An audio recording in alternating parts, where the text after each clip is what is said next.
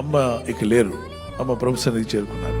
అమ్మా నిన్ను మించిన బంధం ఏదియులేదే, లోకంలో ఈ తీయని బంధం కానరాలేదే.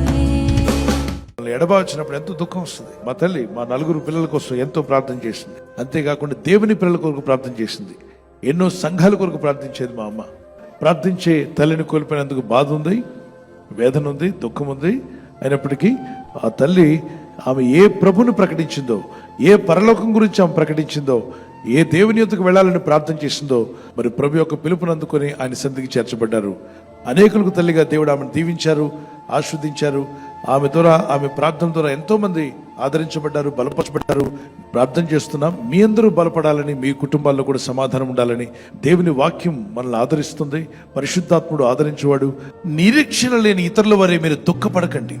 యేసు మృతి పొంది తిరిగి లేచినని మనం ఎరిగిన ఎడల, అదే ప్రకారము యేసునందు నిద్రించిన వారిని దేవుడు ఆయనతో కూడా వెంట పెట్టుకుని వచ్చును. అంటే ప్రభువునందు నమ్మి చనిపోయిన వాళ్ళ ఆత్మల్ని పరదేశకు వెళ్తాయి. అక్కడ దేవుని సన్నిధి ఉంటుంది. వేవేల పరిశుద్ధులు మనకన్నా ముందెళ్ళిన వారు ఉంటారు. అక్కడ వాళ్ళ మధ్యలో ఈ వెళ్ళిపోయిన ఆత్మలు ఉంటాయి. అది పరిశుద్ధ లోకం, దేవుని లోకం, అద్భుతమైన లోకం, అది నిరంతరం ఉండే లోకం.